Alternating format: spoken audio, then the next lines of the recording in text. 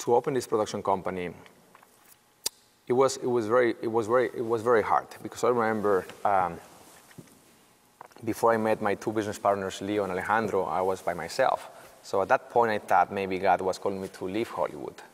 And because I met a friend, and he gave me a book. And that book talks about giving 2 years of your life to Christ to discern what he wants from you doing missionary work. So I thought, this is it, hermano. I'm leaving Hollywood. And so I sold everything. And I wanted to go to Brazil, actually, because somebody told me that, hey, you should go to Brazil, to the jungle over there, you know, and do missionary work. And you know, I know some people that are doing that over there, and it's amazing. For 2 years, you just leave the world, and you just focus on, you know, to go to the jungle over there in the Amazonas. And I thought, that sounds great. I'm going there, you know. And so I sold everything. I made that decision. And I went to see my friend, and I told him, hey, man, thank you for the book. I'm going to the jungle over there. and he was looking at me like, where are you going? You know, to this, you know, it's a place over there that is like a jungle, you know. Actually, it's a jungle, and I'm going over there. He said, Eduardo, hold on. Hollywood is a bigger jungle. You know, and come on, man. I mean, what are the odds? God opened your eyes right here for a reason, and you're escaping, you're running away. You say, no, I'm not running away. It's just like, you know, I need to do this. I mean, I don't know anybody here. I feel that I'm alone here. You know, no, you're not alone. God plus one is an army, and it's more than one over there. But I don't know anybody, you know. It's just, I feel like you're sending me to this big ocean full of sharks with a little knife. I can catch 1 or 2, but 20 will come and will eat me. And then he said, let's build a submarine then. Here we go again. I mean, he was giving all these answers, you know, he was challenging me. I said, yeah, but you know what, this is the thing, like, it's going to be very hard for me to do this. I barely can speak English. You're not going to do it.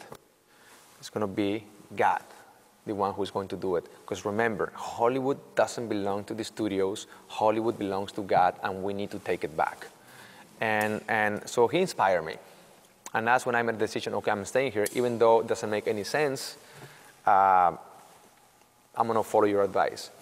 And when I approached my managers and my agents, and I told them, listen, this is what I want to do now, they thought I went crazy. I mean, it was really hard, because my English was very poor, you know, still is right now, but at that time was even worse. So I couldn't even express to them what I was going through internally. And so I was telling them, you know, I changed. I want to do things good, you know, for people. It's like, okay, you know, it's fine, yeah, here. No good, you know. So, I mean, it was really tough for me, because, again, I didn't have any friends back in those days who were sharing the same values.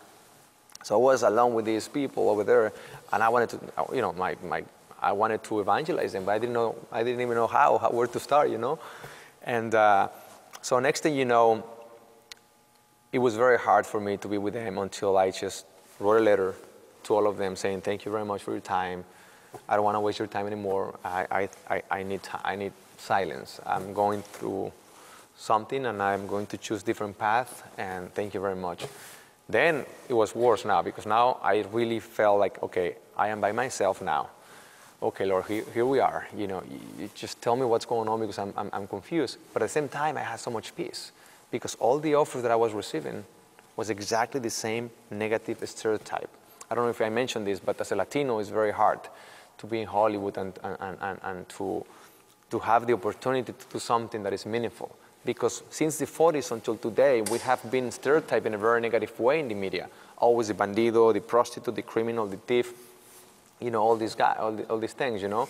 And if you're good looking, the Latin lover, womanizer. And very few times you see Latinos having the opportunity of being heroes.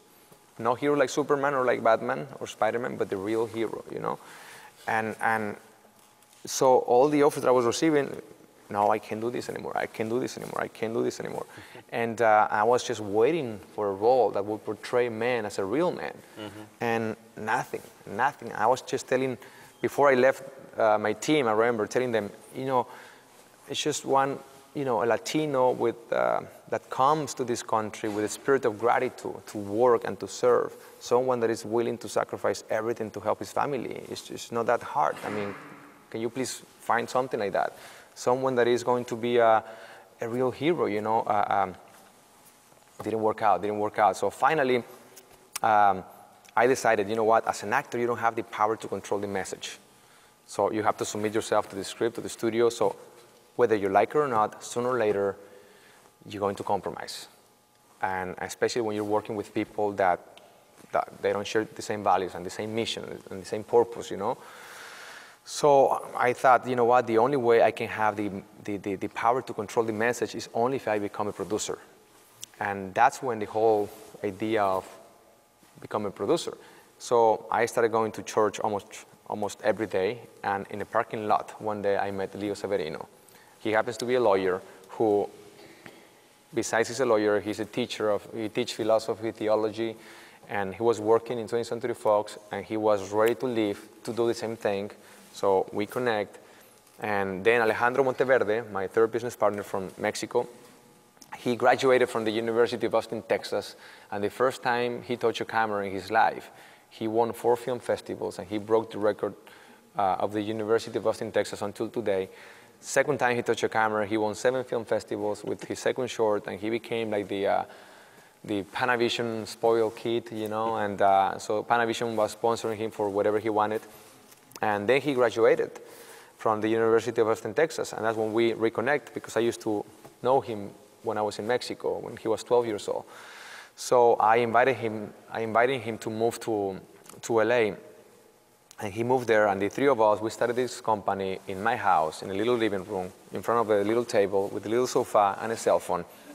And we're producers now, we're in the business. And even though everybody thought, guys, I mean, come on, you never produce anything in your life. I mean, you're competing with the big players here. Eduardo, you should take these roles, man, and when you get there, then you can do whatever you want. He said, it's not an option. It's not an option. God doesn't use evil means to obtain good ends. It's not an option. Can't compromise. And more than I already did for my entire life, And if the price of following Christ is going to be the death of my career, so be it, And again, by the grace of God, I can't take credit, because I'm a very weak man. And that's why I'm in my knees every day asking for help, because without His grace, the only perfect thing that I can do is sin, And so whatever good I do, I know that it is by the grace of God.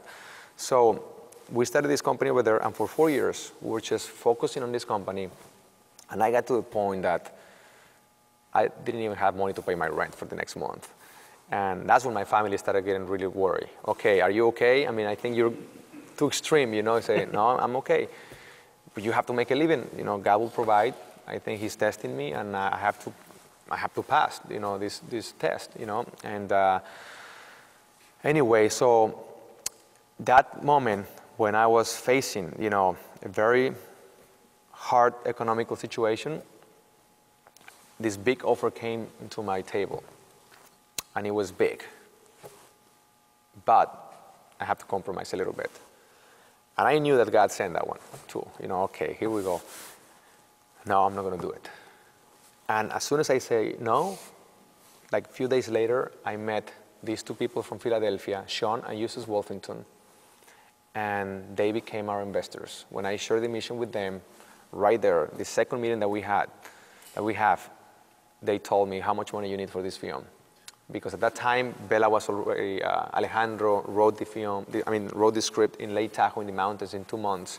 So we had the script, we had the director, which is my business partner, lead actor, which was myself.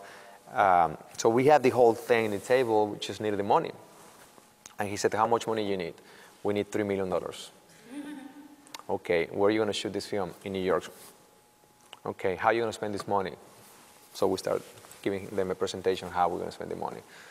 Okay, and great. Okay, good. They gave us the money. Now, it was a miracle, because nobody give you 1 penny, in Hollywood, especially to 3 amigos. They call us the 3 amigos. Three Latinos that we haven't done anything before, And this is the leap of faith of this man, Sean Wolfington. The only person that he knew in Hollywood was Steve McAvity. Do you guys know who Steve McAvity is? He's the guy who produced The Passion of the Christ, one of the wisest producers in history in Hollywood. Braveheart, The Passion of the Christ, and many others. Sean Wolfington called Steve. Steve, I'm investing in these three amigos. Okay, who are they? Leo, Alejandro, and Eduardo. Okay. How many films have they done before? 0.